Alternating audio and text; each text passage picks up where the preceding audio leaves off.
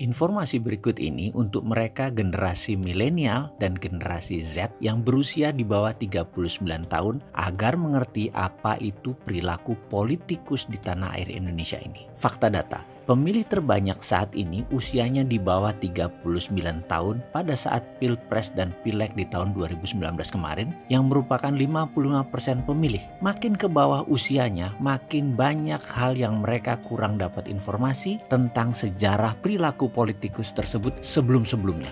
Berbeda dengan yang di atas 55 tahun, di mana mereka kenal 6 zaman. Zaman Soeharto, zaman Habibie, zaman Gus Dur, zaman Megawati, zaman SBY, hingga sekarang, zaman Jokowi. Untuk itu ada baiknya kita refresh mengingat sedikit fakta data.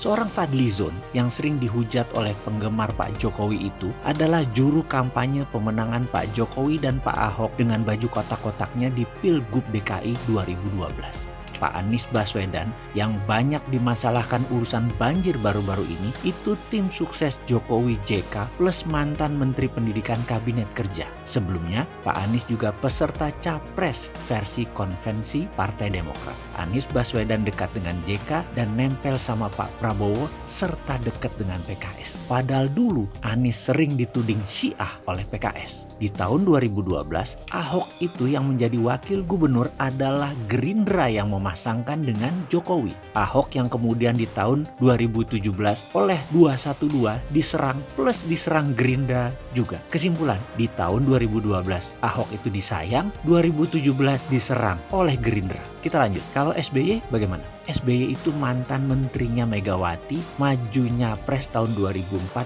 bareng Pak JK yang juga menteri Megawati didukung Pak Surya Paloh. Sekarang Surya Paloh dan JK dekat sekali dengan Ibu Mega. 2004 saling serang, 2014 saling dukung. JK sama Megawati. Ke 08 Prabowo sekarang. Sejarah Pak Prabowo itu dulu adalah calon wapres pasangan Bu Mega ketika Pilpres 2009 berseberangan dengan SBY. Di Pilpres 2009 Pak JK juga nyapres bareng Pak Wiranto melawan Pak SBY dan Pak Budiono yang didukung oleh Abu Rizal Bakri. Lalu kemana Pak Abu Rizal Bakri setelah 2014? Sekarang Abu Rizal Bakri temenan sama Pak Prabowo yang dulu kompetitornya di Pilpres 2009.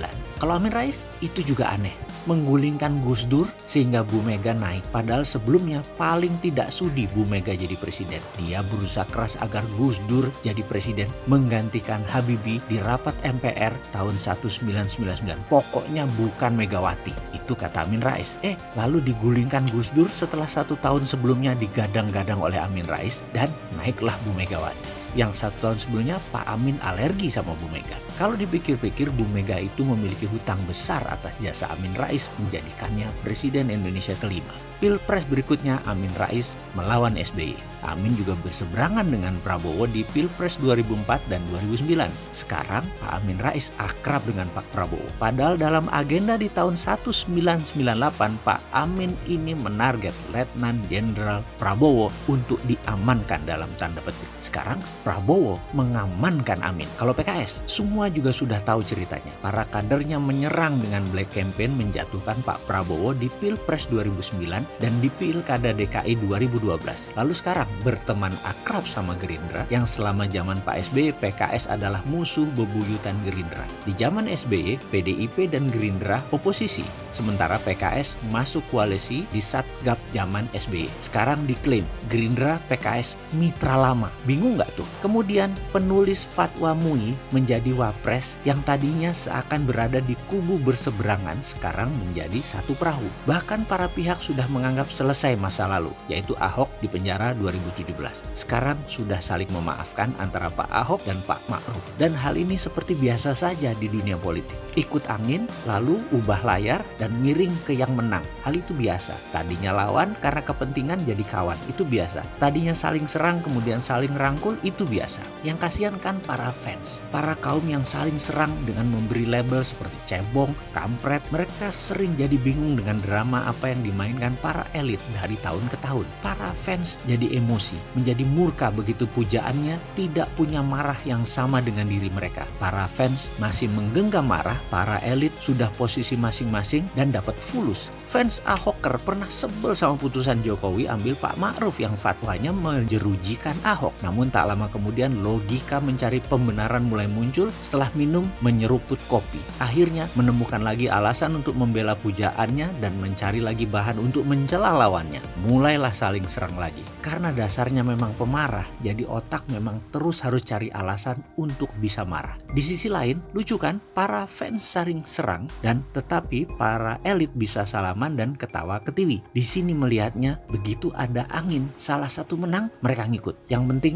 mulai ikut bermain searah angin. Itulah politikus Indonesia. Begitulah sedikit info wahai sahabat muda yang usianya di bawah 39 tahun yang merasa pujaannya akan selalu sama, memiliki rasa seperti kalian. Jawabannya tidak. Begitu pujaan hati kalian memiliki pendapat yang berbeda dengan marah kalian, langsung kalian memaki pujaan tersebut, jadi antipati. Lah yang aneh siapa? Jangan pernah berharap politikus pujaan hati kita akan selalu memiliki marah yang sama dengan kita. Misalnya, marah saya pada pejabat yang setuju berhutang dengan Cina Tiongkok adalah marahnya saya pribadi. Dengan alasan pribadi, jadi jangan terkaget-kaget kalau saya ditawari kredit tanpa bunga, tanpa cicilan 10 triliun dari pemerintah agar saya diam, tidak buat video edukasi cara cerdas bernegara. Tawaran itu saya terima. Atau nanti FPI dan 212 mendukung pemerintah. Jangan kaget loh ya, kita rakyat ini di bawah sudah sering diobok-obok perasaannya. Persis seperti sapi, tiap hari susunya diperes-peres tapi nggak dikawin-kawin. Coba bayangin. Pada ngerti kan sekarang? Ya wis lah, sekarang biasa aja deh. Ayo bisnis.